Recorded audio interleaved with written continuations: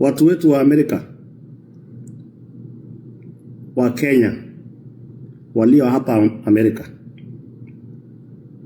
kuna kitu nataka muanalyze and then charge us right. Na usitumie ukabila, usitumie chuki, tumia tu ukweli tu ya mambo.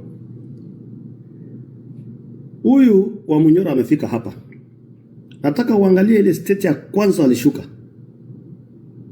State ya kwanza alishuka. Analyze mambo yake pole pole bila haraka.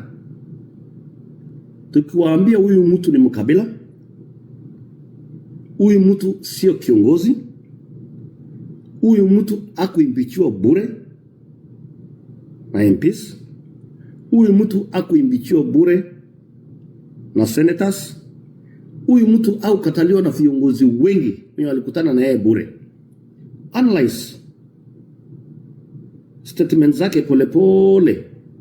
Hata sisi wote tuko na makosa, kila mtu ako na makosa, kwa sababu sisi wote ni binadamu. Lakini nataka analyze pole pole statement zake ni sawa ukabila tupu. Wakenya mlio hapa United States of America, najua nyinyi ni kitu moja, mkikutana mnajua mmetoka penye mmetoka kukuja kutafuta. Amunanga ukabila. Mkenya yote hata akitoka Kenya aende tu ngambo hiyo Uganda, Ethiopia, Tanzania, wanakuwa kitu moja, wakikutana kule nje. Same thing na Mtanzania aikutana na Mtanzania mwenzake Amerika na kwingine, hawa ni kitu moja. Huyu mtu ni mkabila, huyu ni mtu anaweza choma nchi, huyu mtu ni mchochezi na ni muongo 99.9%. Alikuwa rafiki yangu sana. Hata wale mmekaa naye karibu kwa muda kidogo, hata 2 hours 3 hours, mtakuwa na question mark. Na nyinyi sio ati nyinyi ni wajinga tu mlitoka huko mkakuja mpaka hapa na mjielewi. Ile nchi tumewacha pale ndio kwetu. Huyu ni mtu hatari sana. Na angalieni, kuanzia atoke Kenya kumekuwa na amani tupu. Hakuna mtu akupea watu shilingi 20 kufanya hii, choma hii, fanya ile.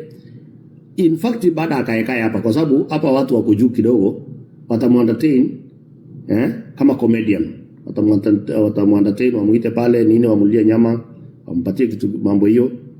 Muentertain yeye ndio nje yetu iendelee. In fact baada akaekae, kwa sababu hakuna mtu alikuwa na chuki na huyo mtu. Kama kuna watu walipigania huyo mtu, mimi ni mmoja wao. Wanananga Unatusi anasema mimi ni mtu wa standard 3, sijui Faruk ni mtu wa standard 6. No problem, you have no problem. Atujomba jote mtu, atujokosa akili ya kufanya kazi, atujokoa wajinga kiasi hiyo. Lakini mimi nataka niombe nyinyi ndugu zangu wa Kenya walio hapa Amerika. Na mimi niko around pia, Rigiji, wa Munyoro. Hebu utafuta mkutano mmoja tunasafanya na wao wa Kenya. Wacha hii unataka kuweka watu kwa kona atu watu wako sijui jamii yako. Hebu tafuta mkutano mmoja hapo. Fanya nationalist kama mimi vile mimi nafanyanga pale kwangu Cosmopolitan. Penye nikitembea ninafanya, hebu tutafute mkutano mmoja tufanye na wewe hapa Amerika ya Wakenya wote. Wacha hii umeweka Wakenya wengine kona hii, umeweka wengine kona ile. Na bado ukaeka hapa tafadhali, kwa sababu wewe ni shida. Wewe ni problem. Wewe umeweka watoto wenyewe shida. Kuna wako jela, kuna wanasiasa wamepotea barabara. Kuna yani kwanza utoka Kenya, by the way Kenya imetulia kabisa, ni kama kuna moshi ilikuwa mahali alafu ikamwagiwa maji. So kaka hapa my brother wa Munyoro Express, Mr. Dorcas. The table eating, you don't talk.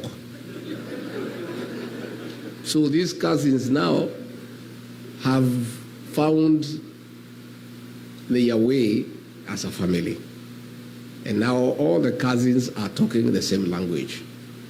So I saw Tinga the other day crying about cousins. He was crying in a funeral. Instead of mourning the late Phoebe Asio, he was mourning the loss of cousins from his grip. Because these cousins were mechanuka. And the other day when he brought problems, he was invited to the table by Ruto to eat together. He forgot all the cousins and went alone. Yet he wants these cousins to wait for him to mislead them every election. So Wewe Tinga, but let me tell you, don't talk about cousins. Keep off family matters. Hii ni mambo ya familia, si ndio? Mambo ya familia usiingilie.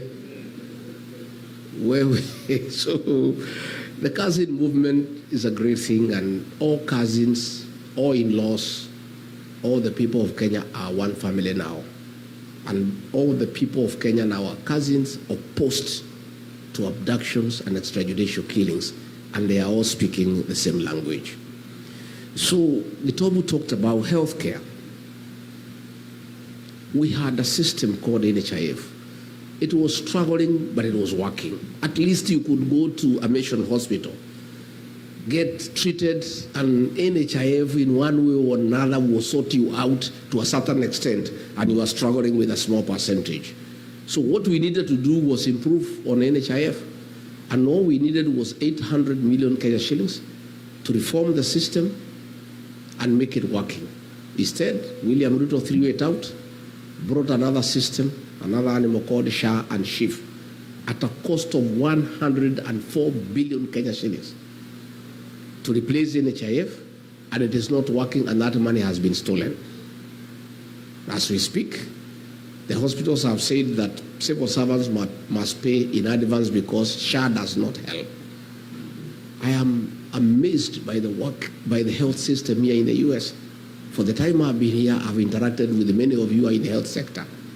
We have a health system that works.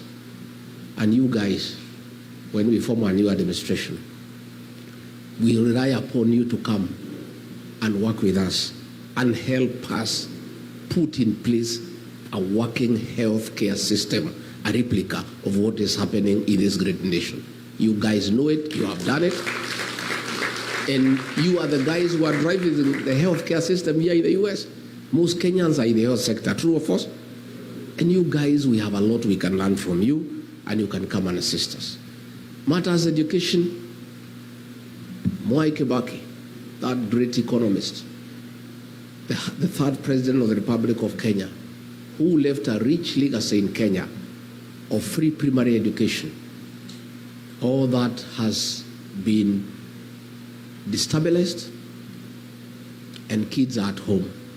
Money meant for free primary education has been stolen by William Ruto. The money is stolen from the National Treasury, channeled through the National Intelligence Service, and withdrawn in cash every Friday and given to William Ruto. He keeps most of it, gives a little to that soprano guy to go around the country bribing voters. And that is all that is happening in Kenya. Every day, they carry cash in helicopters. The other day, they were in a place called Bobasi in Kisii. There were 16 helicopters. They were almost having an accident in the air because of the sheer number of helicopters. The cost of the event is 3 times what they are giving, because a helicopter is $1 million shillings. 16 helicopters is 16 million. This is money that was meant for education. Kids are at home. University education, we had a beautiful program called HELP, Higher Education Loans Board. Most of you are beneficiaries, I included. He has put it aside and brought a mongrel of a system that is not working. Most of our kids are at home. They cannot access university education. The economy has come to a standstill. Pending bills have not been paid for 3 years. People who did work for government are being auctioned. Unfortunately, even when their properties are being advertised for sale by public auction, they are not being sold because there is nobody to buy. Nobody has money. Overtaxation. Too many levies. The pay slip has been raided and made dysfunctional. So there is huge outcry by the middle class back home. And all these things we need to fix. But the most annoying is the violation of human rights, that nobody can say anything about what is going on. If you say something, a Subaru comes and picks you up and you disappear. Young people are being abducted and taken to court on trumped-up charges of terrorism, despite the fact they have committed no crime at all. So that's the situation back home, and that is why I and others have joined hands with the people of Kenya to say that we want to have a change in government, and we are working on it, and it's going on well, only that is a little bit too far away. I've listened to that moving story of Anthony Mbuthia, a survivor of the Kiambaa Church. Some MPs from Rift Valley have been shouting at me that I should not talk about that matter. We must talk about it because history informs the present and the present informs the future. The scars of Kiambaa Church are evident with Anthony here, and he has done well to document that history. We forgive, but we have not forgotten. And we are saying never again shall we ever allow what happened in Kiambaa and in the Rift Valley ever to happen again. Kenyans must be allowed to make their choices freely on who is to govern them, who is to lead them without any reprisals from anybody for whatever reason. As we seek that change, where do you come in? You guys, you don't know. You have such huge influence back home. The fact that you assist many families, you have a lot of influence. I want you to help us by talking to the people of Kenya and asking them to stay focused, not to be intimidated,